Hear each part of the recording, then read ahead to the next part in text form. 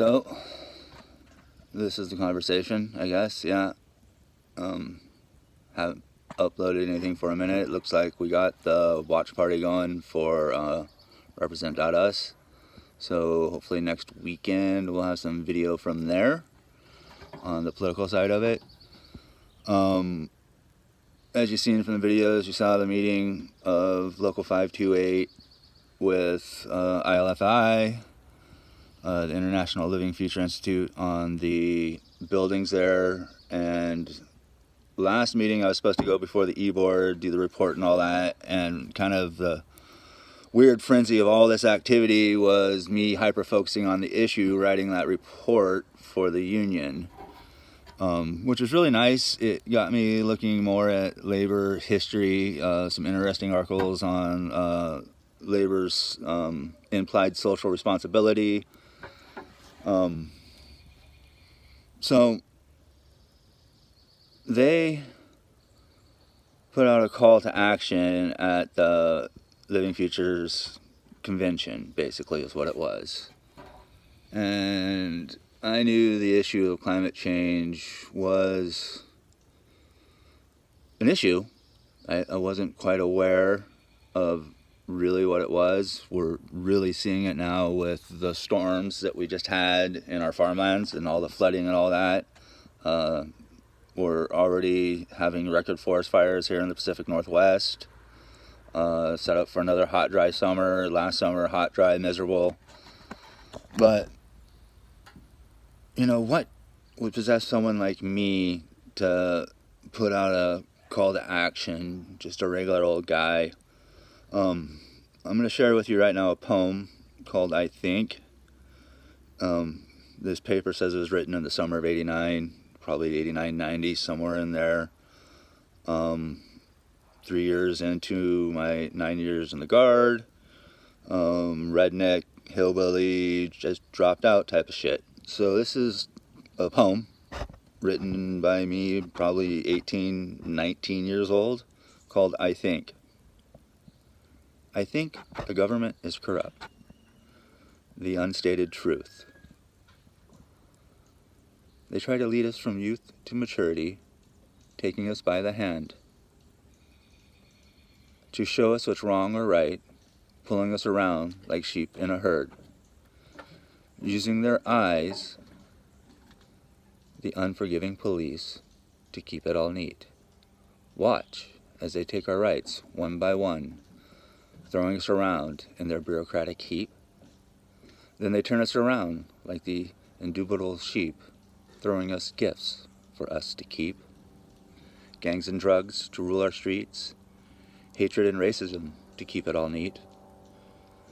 Then give us role models and hope to entice us into prearranged groups. Fags and punks, politicians and police, just neat little cliques to keep us in line. So we won't snoop. All in all, and by, they treat us like some child's toy, a little building block they can move into place. Or a cosmic chess game they just happen to play, with us as the pieces that they happen to move.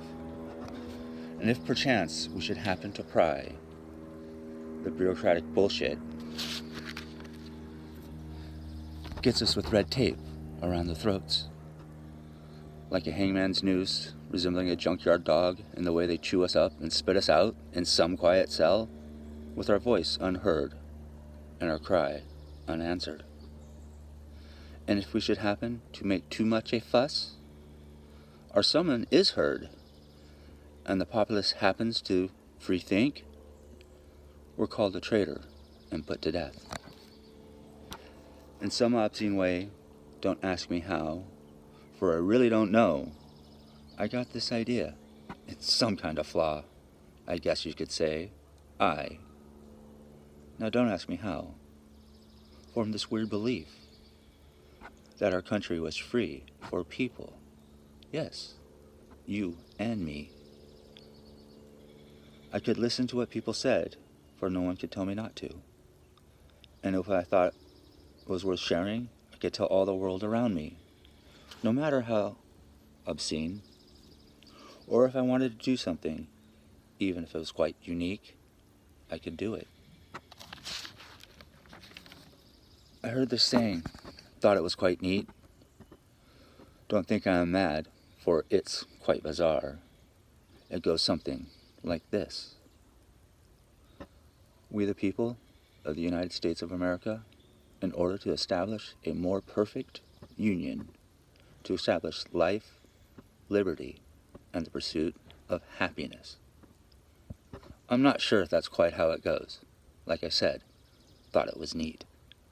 It's from some old document we leave lying around. It's supposed to be important. Yeah, right. Not this week.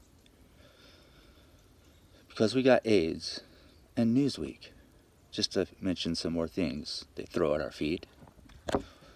We once had freedom, now we have men sleeping in the streets.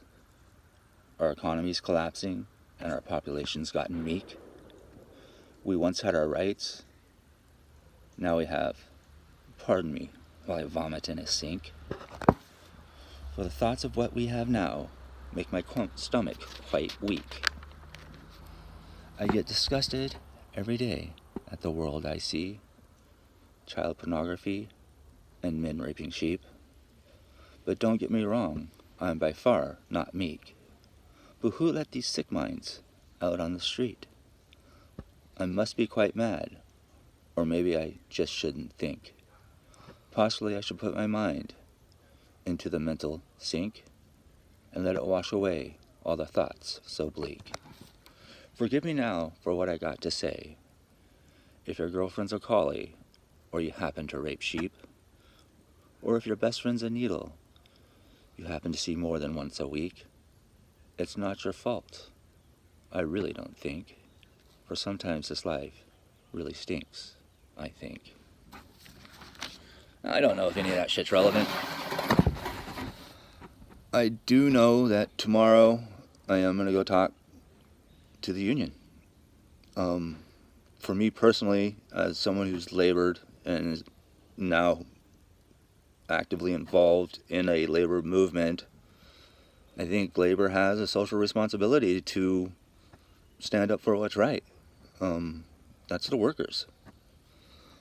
So hopefully tomorrow I'll get some more video for you guys. I'm going to upload this. We'll see. And then next weekend there'll be a little more action, hopefully with Represent Us line. You all take care of yourselves and dig in.